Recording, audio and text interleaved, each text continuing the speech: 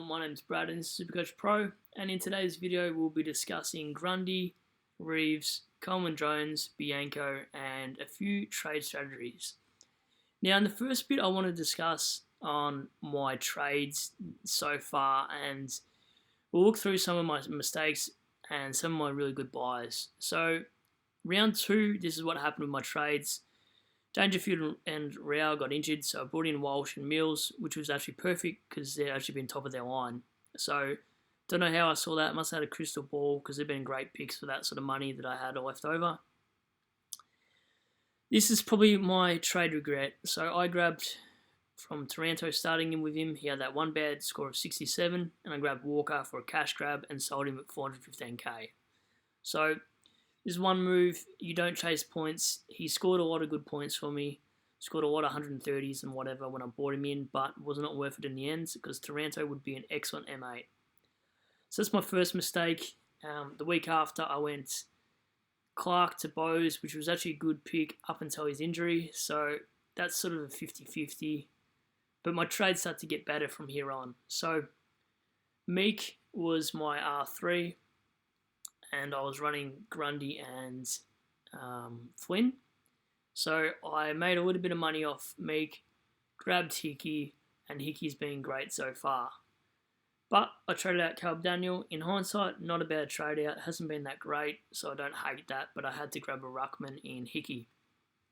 Now, my trades do start to get better. You'll laugh at a few of these, but that's okay. Everyone makes them, and it's how we get better. So then it was Berry and Campbell out for McCready and McRae. This was a failed rookie. Should have never picked him up. So there's another fail. But after the Dunkley one, I think we turned it around. So Dunkley and Highmore, I never kept Highmore after I didn't think he was going to get named. This failed. Trelaw came in, absolutely killed my season. And I'm never bringing in a pod that is injury prone. So that was my first mistake. That is something I'm going to learn with Supercoach over the years, is look at your trade history because it will help you for the future on what you should be doing. Brought in Brayshaw for 479, has given me 280 scores and 210 scores. Then round 8, I brought in Hall and Poulter. This is where it starts to get good. I've grabbed Hall for the last month. He scored over 110 or thereabouts for the last month, so he's been a great pickup. Poulter been a great rookie as well. Traded out Rowe a little bit early and Gordon. So then I've gone Dow and Walker. I should have sold him at 489, for Zorko at 492, and Dawkins at 123. So that's perfect. This is where you should have jumped on Zorko. He's had about 120 average since then. Then I bought in Martin and Jones, which is a really good upgrade as well. He's going to be so consistent, and I got rid of Bowes and Powell. Then this was a good move here as well. Trelaw and Scott for Steele, made him captain and brought in Waitman. Don't remember doing that at all, but that's okay. Surgery does that to you. And then this is what I did so far. Kaziski, Flynn, Jordan to Jones, Bianco, Oliver. So look, to be honest, some of them have been really bad trades, but the point I'm trying to make is you buy in players at their good price. Now, Steele 563 is his absolute bottomed out price. Martin, bottom out price. Zorko, thereabouts, bottom out price. Hall, bottom out price. So I don't like to bring in players at their full price. Brayshaw 479. So Hickey 381. So what I'm trying to make is you generally bring in players at their lowest point. Most have been sub 500k. I hate bringing Oliver at 693 knowing he was about 580 about a month ago. But have a look at your history, really look into it and see where you've gone wrong because it will really help you for the back end of the year on why you shouldn't trade sideways. For example, this is the biggest one. Don't trade sideways, especially early. Keep your primos because Taranto scored really well. Daniel could make a statement for that as well. He's done really well. Probably shouldn't have gone him sideways. Walker, he's bounced back too. He scored really 2 good scores in the last couple of weeks. So he's another primo that I shouldn't have traded. Should have just held on to. So, if anything, I've learned in the last 3 or 4 weeks or more that you shouldn't be trading out primos. So, when people look at Grundy, and this is why I'm going to this history of my trades, because it all makes sense. If you, if you trade out Grundy, I just feel like there's no one to go to. In that sense of, you could go down and grab a Riley O'Brien, but we've seen in my trade history on how bad it really works out for you in the long run, because those players still score really well, and he's a great option. He's a great player. He's the first or second highest points in this actual total game. So I don't think I'm an advocate for trading him. However, if you do have 16 trades or more, you could possibly trade him. Who would you go for? You've got to go for maybe Nick Nat or Gorn, but most people already have Gorn, so it's a bit irrelevant. The other thing I want to discuss, we'll have a look at the live trade outs right now, and they're all pretty viable, but there are some concerns why you'd trade out some other players. So Brodie Grundy, 10,000 coaches have already got rid of him. I think that's 10,000 people making a mistake.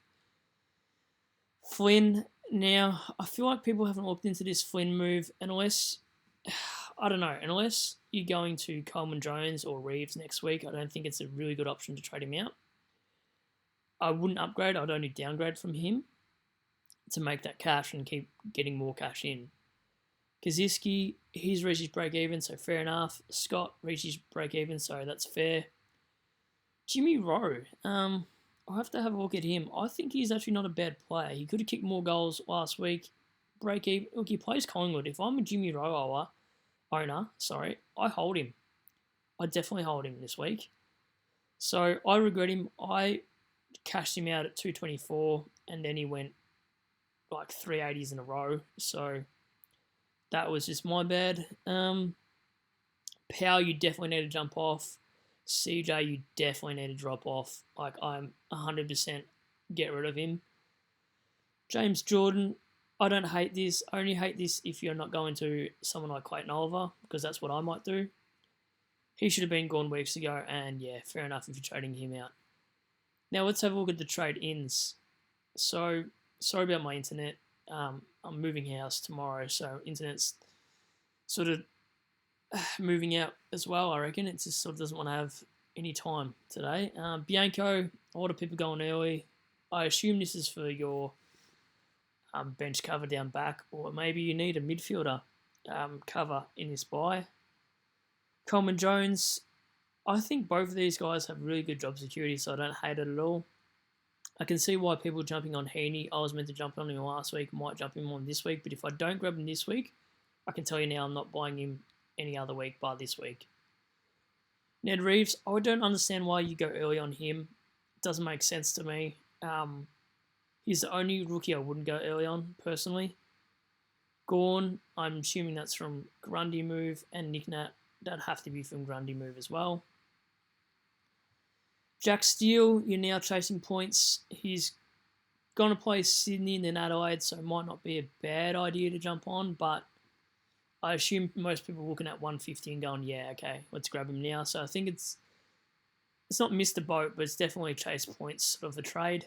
Jake Lloyd, his first great game this year, so unless you don't want Whitfield, then I'd pick him up.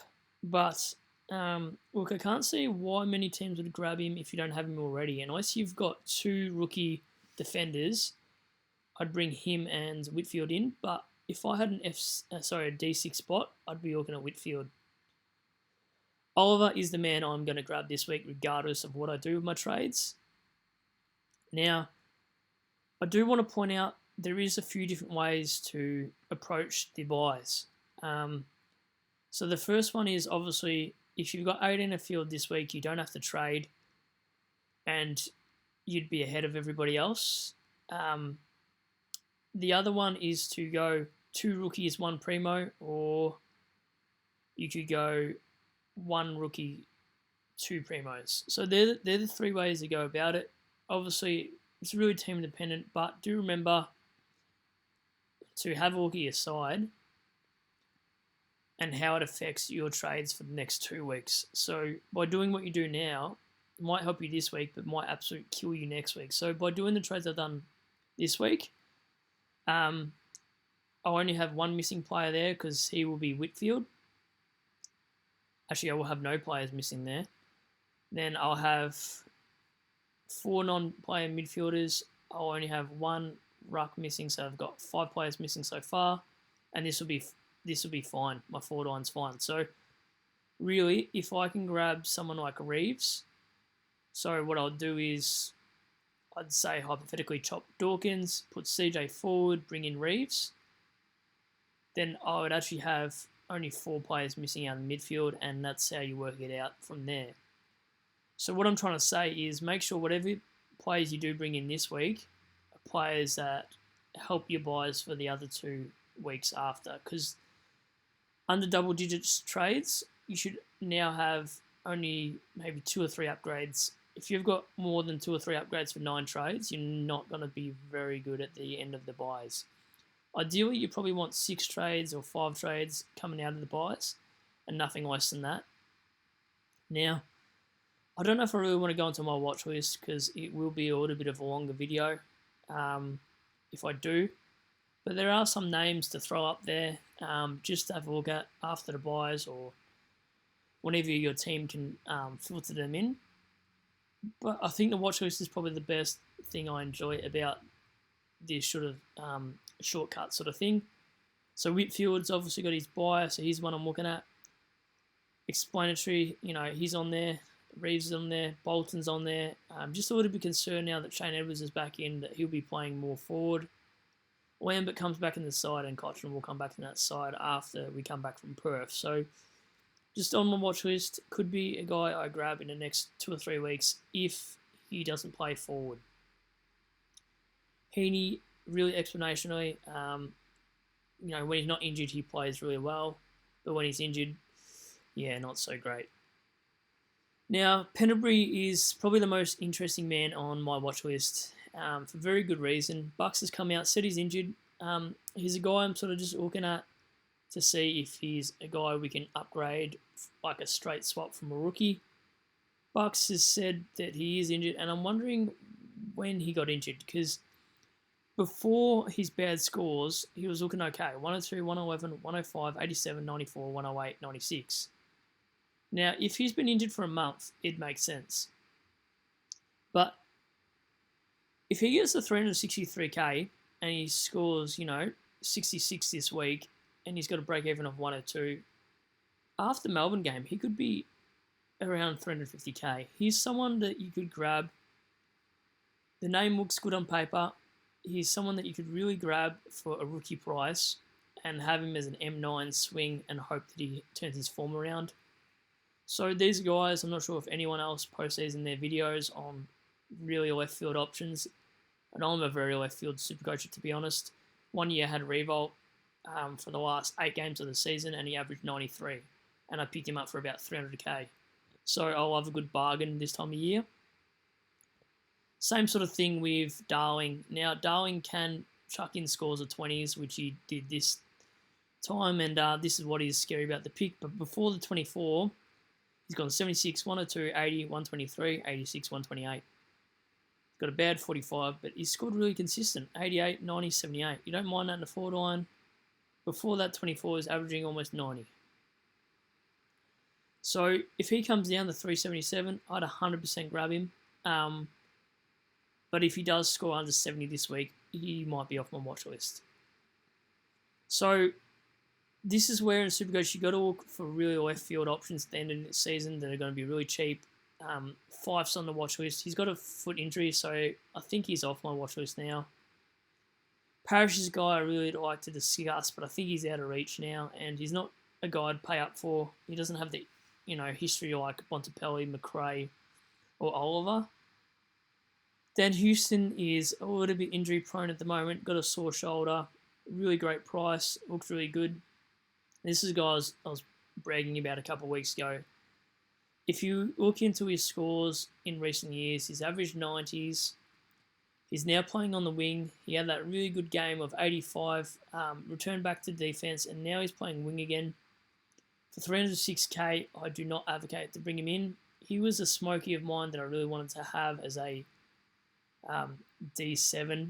I was hoping he'd go back to 85, 90 average, pulls out a 51, and then he just doesn't look like he'll be on my watch list. Now, he's bottomed out though at 304k, and if you do need a player at the end of the buys after this week to give you bench cover for a really cheap rookie price, not a bad option, but he could just average 58 from here and just be a pointless pick. Matty Rao should be on everyone's watch list. A bit of a burn man because I started with him, got injured in the first minute of the game by some stupid player that tackled him. And he could be around 400k, could be a nice M8 player, could be better than Brayshaw because Brayshaw has been really killing me the last week or so. I'm just really disappointed he didn't play last week, then scores 81. So I really hate that pick at the moment, if I'm going to be honest. He could come down to 442, so he's someone you got to have a look at. But just remember, you got to look at left field picks. Stop looking at what everyone else is doing and really look at players that have good scoring history that in the back end of the year could be really sub-price of someone you grab in. Now, Tim Kelly, he's an interesting one. He had a really solid month and then got injured. He looked like a really lively type. He's got a bad scoring system now. When he comes back in a couple of weeks' time, he could be a player you could also grab in for super cheap. You look at his last month, 131, 98, 127, 103, injured. So, again, he's a player that could be, around that 450 mark. When he comes back, he could be easily 450. And he's someone you could grab to, fill a void if you don't have the cash.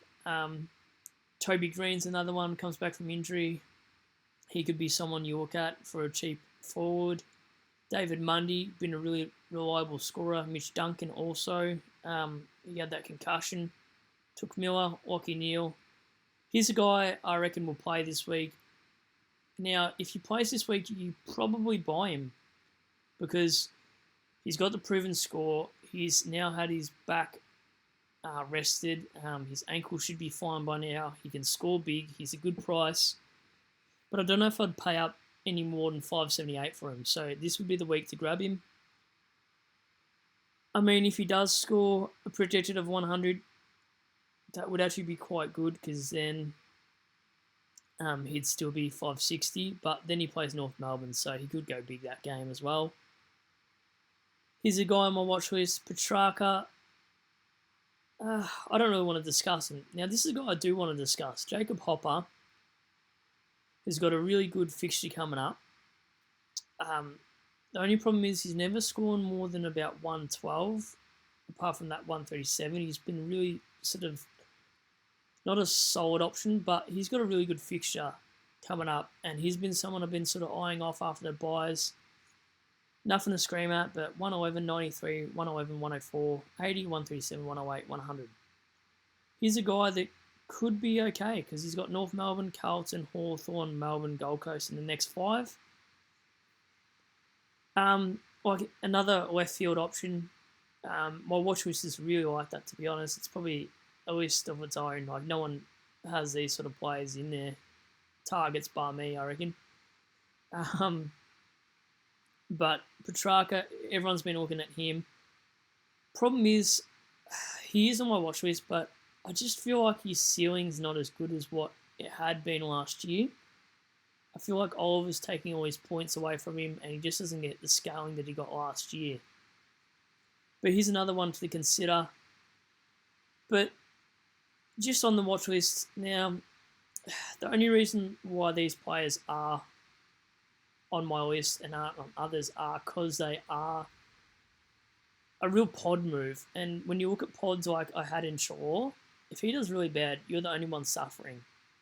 So that's why people in the other videos don't discuss these players. But if you want a bit of an exciting pick, a bit of a risk pick, and you don't care about your ranking anymore, and you just want a player that you like to watch, it's not a bad way to do it. Could also shoot you up in the ranks without any, question whether, you will listen to someone else's advice. It could be just your own instinct. And that's what you got to back sometimes, is your own gut feel about these players. And look at their fixture too, if they've got proven history of really good games against these players. Have a look at what they've done in the past. That is a big factor to consider. I know a few teams have really good fixtures that I'm looking into, and that sort of shouldn't make me have a reason to buy these players, but for some reason it does. But like I said, the two options for this week is to either hold your trades or grab rookies early or grab primos that are hurting you early. Anyway, I'll leave that video for now. I think I've rambled on for quite some time. I'll release a video tonight about my vice captain, my footy tips, my captain option obviously, and what trades I will make. And if you enjoyed the video and you want a bit more of a left field video like this more often, please press the like button, and I'll do these videos. They're a bit random. They go through a little bit of stuff that you probably haven't heard about in other videos. Anyway, hope you guys are having good lockdown. Look, I'm in post-surgery now, so I've had a lockdown for about 2 months, been staying at home, and feel much better. So anyway, enjoy the sun, and I'll see you guys in the next one.